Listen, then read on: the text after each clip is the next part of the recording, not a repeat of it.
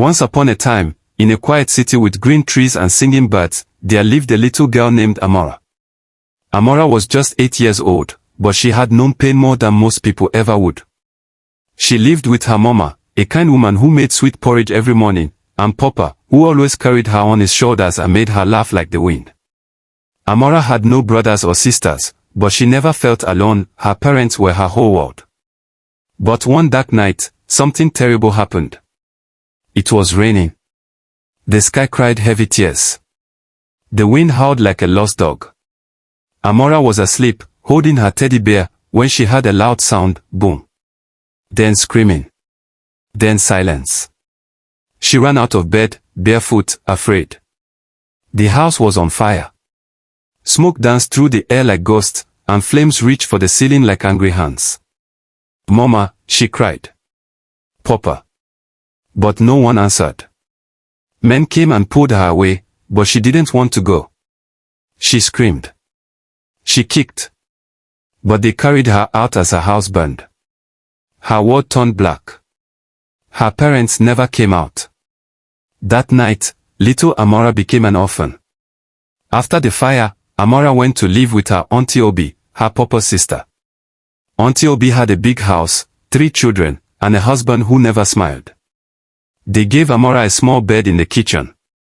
It was cold at night, and the rats sometimes came too close. At first, Amora cried every night. She called for her mama.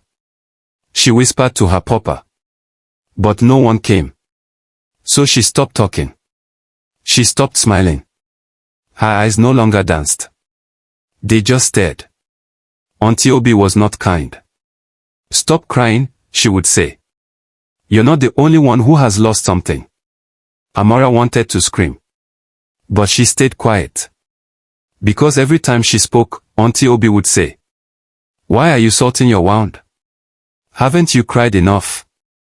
But how can a child forget her mama's hug or her papa's laughter? One day, while sweeping the compound, Amora found an old photo of her mama. She smiled for the first time in months. She wiped the photo clean and hid it under her pillow. That night, she showed it to her little cousin, Chika. But Chika told her mother. The next morning, Auntie Obi grabbed the photo, tore it in two, and threw it in the fire. "Stop living in the past," she shouted. "Tears don't bring back the dead." Amora watched her only memory of Mama turn into ash. Her heart cracked. Her knees fell to the floor. But no one helped her up. That night, she whispered, "Why are you salting my wound?" Every day was harder than the last. Amora was treated like a servant. She cooked, cleaned, and washed while her cousins went to school. She loved school. She wanted to learn. Mama had always said, "One day, you'll be a teacher." But Auntie Obi said, "You're just extra mouth. You're lucky we even feed you." One afternoon, Amora sat by the gate, watching other children in school uniforms laugh and run. She didn't speak, but tears rolled down her cheeks like quiet rivers. Her cousin Tochi saw her crying and called out, "Still crying for your dead mama? Still thinking your papa will walk through that gate? You're such a baby." Tochi laughed. Others joined. Amora didn't move. But inside, her heart screamed, "Why are you salting my wound?" When it was her birthday, no one remembered. No cake. No hug. Not even a happy birthday. She didn't expect much, but a little kindness would have been sweet. That night, she took a candle, lit it, and whispered, "Mama, Papa, I miss you. I still love you. I hope you remember me." Auntie Obi saw her with the candle and slapped it from her hand. "Do you want to burn down this house too?" she yelled. Amora's heart shattered. On the wall of her small room, she wrote in big letters, "I still cry, but I also grow. I am broken, but I am healing. Please, don't salt my wound." And every time someone asked about her story, she smiled softly and said, "I've walked through fire. But I'm still here." Was the fire my fault? Did I do something wrong? She didn't sleep that night. The stars looked down at her through the kitchen window. Even they seemed to cry. One day, Amora ran away. She walked for hours. Her legs were tired. Her feet were swollen. She didn't know where she was going. She just wanted peace. She found an old church and slept on the steps. In the morning, an old woman named Mama Neko found her. "What are you doing here, little flower?" she asked softly.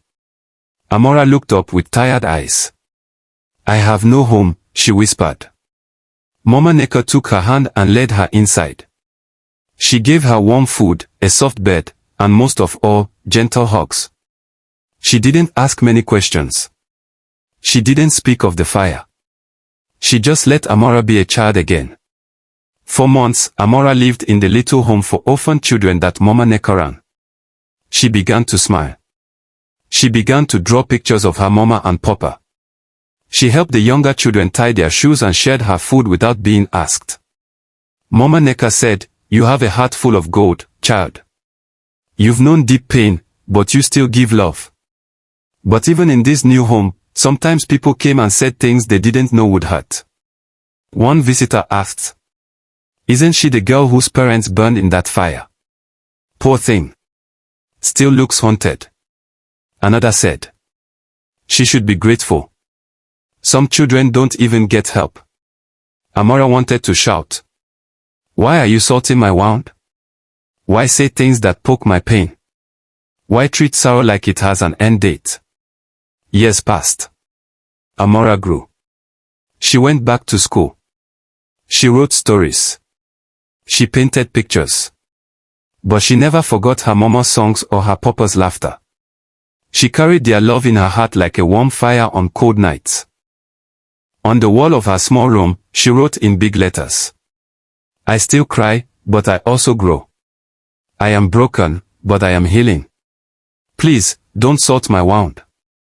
And every time someone asked about her story, she smiled softly and said, "I've walked through fire. But I'm still here."